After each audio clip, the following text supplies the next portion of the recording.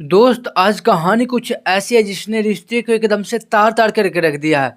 किसी ने सोचा भी नहीं था कि सास और दामाद का रिश्ता इस प्रकार का भी रिश्ता हो सकता है। लोग तो यह जानते थे कि सास और दामाद का रिश्ता एक माँ और बेटे का रिश्ता होता है। लेकिन जैसे ही ये केस सामने आई तो सारे लोग ने तो अब शक की निगाहों से देखने लगते हैं। इस केस में क्या होता है कि एक सास जो अपने होने वाले दामाद के साथ पहले रात बिताती है, लगभग 5-6 रातें, इस प्रकार से जैसे मानो वो दोनों पति पत्नी एक बिस्तर पे बिताते हैं। और उसके बाद जब उस होने वाले दामाद की शादी होने वाली थी, उसकी बेटी को अभी शादी में 9 दिन बाकी थे, तो एक खबर सामने आती है कि वो सास अपने ही दामाद को लेकर भाग जाती है। जैसे ही ये खबर सोशल मीडिया पे वायरल होता है तो सारे लोग तो सोचने में मजबूर होता है कि आखिरकार एक सास ऐसा कैसे कर सकती है, वो अपने ही दामाद को लेकर भाग गई। इस पे तो मीम्स भी ढेर सारे बनने लगे हैं। उसके बाद जैसे ही उसकी बेटी से पूछा गया तो उसकी बेटी ने जो बताया, शायद कोई सोच भी नहीं सकता था। आखिरकार क्या है ये पूरी कहानी और उसके बाद उस बेटी का क्या हुआ, चले जानते हैं इस वीडियो में। तो हेलो, मेरी सब शर्मा, आप सभी का स्वागत है मेरे इस चैनल पे। अगर जो आप मेरे इस चैनल पे नए हैं तो प्लीज़ मेरा ये एक रिक्वेस्ट है कि आप मेरे इस चैनल को सब्सक्राइब कर दीजिएगा और बेल आइकन दबाना ज़रूर ही नहीं भूलिएगा। अगर जो आप ये वीडियो फेसबुक पेज पे देख रहे हैं तो फेसबुक पेज को फॉलो कर लीजिएगा और वीडियो को भी लाइक कर दीजिएगा और वीडियो को भी शेयर करने का मन है तो शेयर ज़रूर करिएगा। तो चलिए आज आपको पूरी सच्ची कहानी बताती है कि आखिरकार उस सास ने ऐसा आज आपको जो सच्ची कहानी हम सुनाने जा रहे हैं वो उत्तर प्रदेश की है। उत्तर प्रदेश के जिला अलीगढ़ का थाना पड़ता है मंडराक और मंडराक थाना क्षेत्र के अंतर्गत एक गांव पड़ती है। उस गांव का नाम होता है मनोहरपुर और मनोहरपुर गांव में एक व्यक्ति होते हैं जिनका नाम होता है जितेंद्र और जितेंद्र और उनकी पत्नी का नाम बता दे सपना। ऐसे मुख्य रूप से उनकी पत्नी का नाम होता है अपना, लेकिन अपना नाम आप लोग बहुत कम सुने होंगे या फिर सुने भी नहीं होंगे कि किसी का नाम है अपना। ऐसा तो शायद नहीं है, सुने होंगे आप लोग। तो मुख्य रूप से उस औरत का नाम होता है अपना, लेकिन प्यार से लोग उन्हें सपना बुलाते हैं। तारीख 6 अप्रैल 2025 की बात है कि वो सपना जो अपने पति जितेंद्र से जाकर कहती है कि सुनिए ना, अपनी बेटी का शादी है जो बहुत नज़दीक आ रहा है। बता दें कि उनकी बेटी का शादी 16 अप्रैल 2025 को था। उसकी बेटी का शादी नज़दीक आ रहा है, एक काम करिए, ये कार्ड लीजिए और अपने जो परिवार हैं, जो अपने खास परिवार हैं, उन्हें ये कार्ड आप खुद बाँट आइए। अगर जो किसी से बँटवाएँगे तो कार्ड तो बँट जाएगी, लेकिन वो अच्छी बात नहीं लगेगी। अगर जो आप ये कार्ड खुद बाँटिएगा तो उन्हें अच्छा भी लगेगा, उन्हें ये लगेगा कि नहीं, जिसके घर में शादी वो जिनका परिवार है वो खुद कार्ड बाँटने के लिए आया है। तब ये जितेंद्र बात सुनता है तो बोलता है कि नहीं, ये तो बहुत अच्छी बात है। तब वो कार्ड लेके उस सपना के जो परिवार वाले थे, जो उसकी बहन थी, वहाँ पे वो कार्ड लेकर वहाँ पे वो बाँटने के लिए चले जाते हैं। वहाँ जाने के बाद जैसे जितेंद्र रात लगभग 8:30 बजे के करीब वो घर वापस लौट के आते हैं, तो घर वापस आने के बाद जैसे वो अपनी बेटी से पूछते हैं कि आखिरकार तुम्हारी माँ कहाँ गई? कहीं दिख नहीं रही है। तब उसकी बेटी बोलती है कि हमारी जो माँ थी वो 4 साढ़े 4 बजे के करीब बोली कि हम मार्केट जा रहे हैं, कुछ महत्वपूर्ण सामान लाना है। शायद आने में देर हो जाए तो घबराना नहीं, वो 1 डेढ़ घंटे में घर वापस लौट के चल आएगी। तभी इसका पति बोलता है अच्छा, वो कोई सामान लाने गई है तो ठीक है, थोड़ी देर वेट कर लेते हैं। तो रात के लगभग 9:30 बज चुके थे। वैसे ही वो अपने पत्नी को फ़ोन करती है कि कहाँ हो, अभी तक घर वापस नहीं लौटी हो। तब उसकी पत्नी बोलती है कि बस लौटने ही वाले हैं, अभी कुछ यहाँ पे जाम उम है, जाम खत्म हो जाएगा, मैं वापस तुरंत घर लौटूंगी। फिर 1 डेढ़ घंटा बीत जाता है। उसकी पत्नी को फिर फ़ोन लगाया जाता है तो फ़ोन यहाँ पे स्विच ऑफ आ रहा था। अब फ़ोन स्विच ऑफ आ रहा है तो पता चल ही नहीं रहा था कि आखिरकार क्या बात है, उसकी पत्नी का फ़ोन बंद हो गया।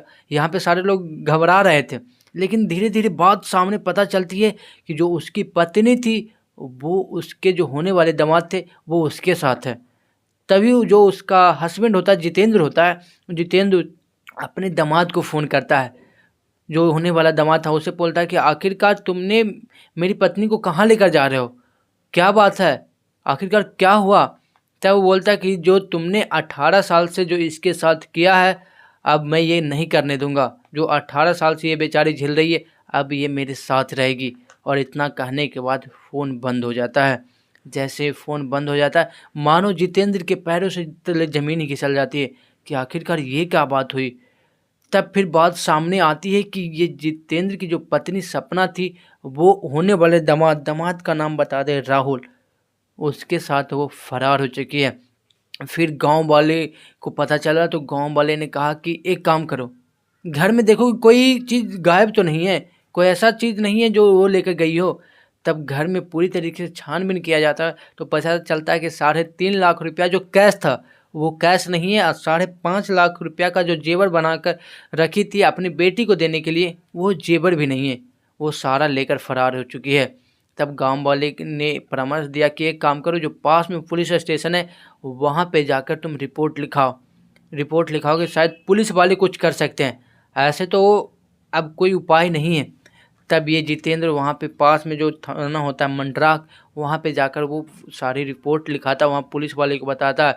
पुलिस वाले को जो बताया जाता है, पुलिस वाले को सारी बात बताता है तो पुलिस वाले भी सोचने पे मजबूर थे कि आखिरकार एक औरत जो अपने होने वाले दामाद के साथ ऐसा कैसे कर सकती है, उसने तो रिश्ते को ही तार तार करके रख दिया। तभी पुलिस वाले पूरी बात पूछते कि आखिरकार पूरी बात क्या है। तब जितेंद्र वहाँ पे सारी बात बताता है। जितेंद्र बोलता है कि वो अपनी बेटी शिवानी के लिए अच्छा वर ढूंढ रहा था।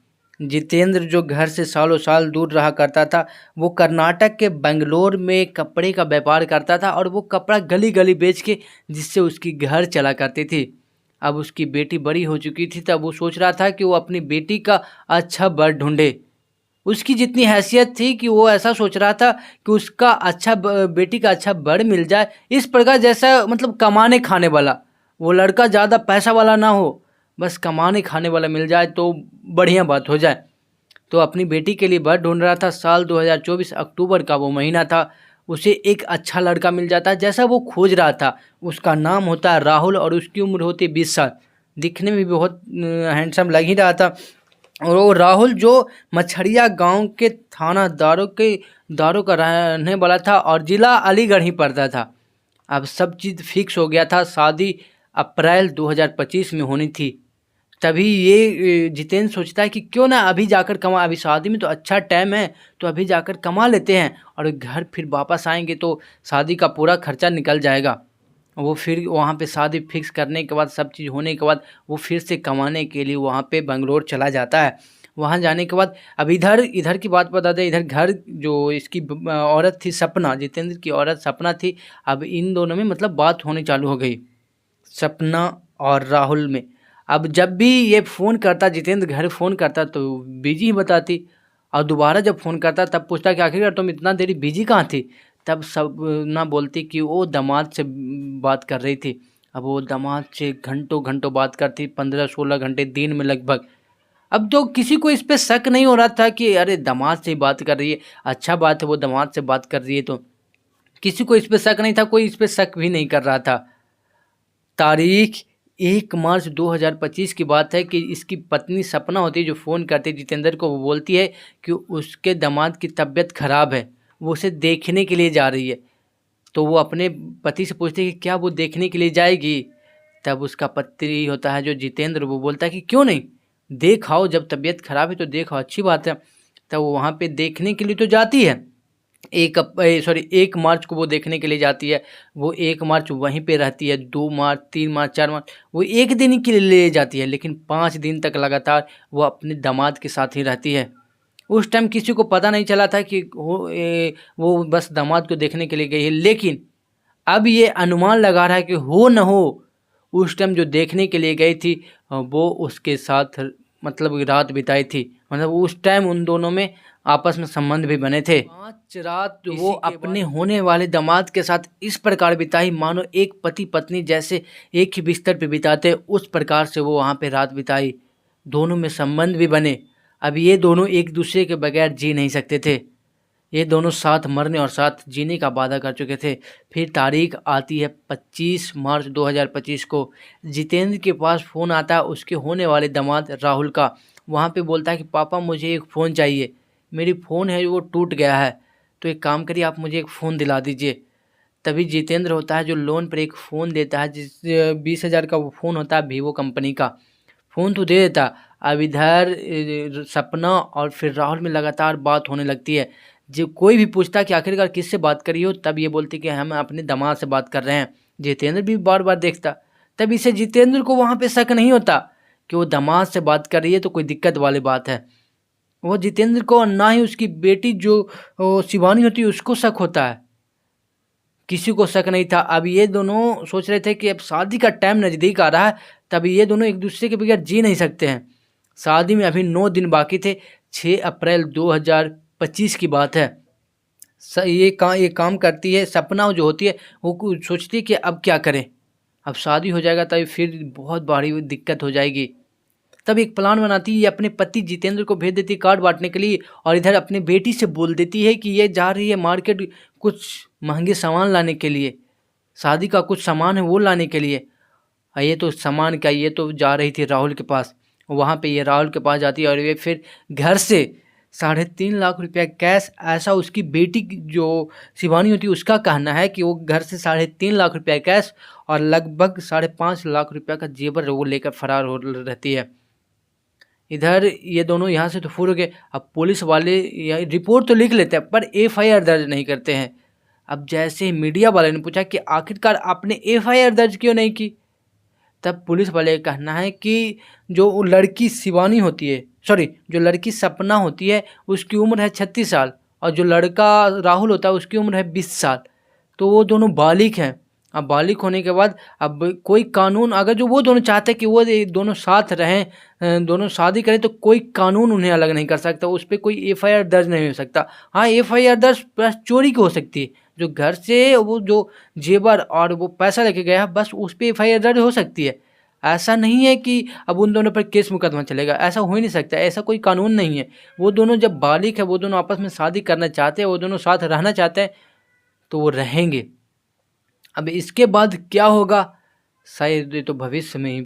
जब उसकी बेटी से पूछा गया कि आखिरकार अब तुम्हें उस औरत से क्या चाहिए, तब उसकी बेटी जो शिवानी होती है वो बोलती है कि मुझे उस औरत से ज़्यादा कुछ नहीं चाहिए, जो मेरी माँ है उससे मुझे कुछ नहीं चाहिए, बस घर के जो वो पैसे ले गई है, वो जवाहरात जो जेवर ले गई, बस घर को धरा है, उसके बाद वो कुछ भी करे, वो मर जाए, उससे मुझे नहीं दिक्कत है। और उसके बाद मीडिया वाले ने जब इसके पति जितेंद्र से पूछा, तब जितेंद्र का वहाँ पे रो रो कर बुरा हाल था। वो वहाँ पे मतलब मायूस थे। वो वहाँ पे बोल रहे थे कि वो अपनी पत्नी को बस एक नज़र देखना चाहते हैं। तो सोच सकते हैं कि वो व्यक्ति जो अंदर से कितना टूट चुका होगा। तो दोस्त, मेरा यह क्राइम वीडियो बताने या सुनाने का यह मतलब नहीं कि किसी को परेशान करना या किसी का दिल को ठेस पहुंचाना, मेरा ऐसा कोई मतलब नहीं है। मेरा बस मतलब है कि आप लोग सतर्क रहें और सुरक्षित रहें, और हो सके तो अननेसेसरी किसी की मदद करते रहें। तो दोस्त, अगर जो आप मेरे इस चैनल पर नए हैं तो जल्दी सब्सक्राइब कर दीजिएगा और बेल आइकन दबाना जरूर ही नहीं भूलिएगा। अगर जो आप चाहते हैं कि ये ऋषभ आपको क्राइम वीडियो रोजाना लाते रहे, तो आपको ज़्यादा कुछ नहीं करना, बस कमेंट करना है। मैं उन सारे जो भी कमेंट करेगा, एक काम करूँगा, सारे का नाम लूँगा मैं अपने वीडियो में। तो आप प्यारा सा एक कमेंट जरूर करिएगा, और फिर मिलते हैं ऐसे क्राइम वीडियो के साथ नेक्स्ट और अगले वीडियो में। तब तक के लिए इजाज़त दीजिए। जय हिंद।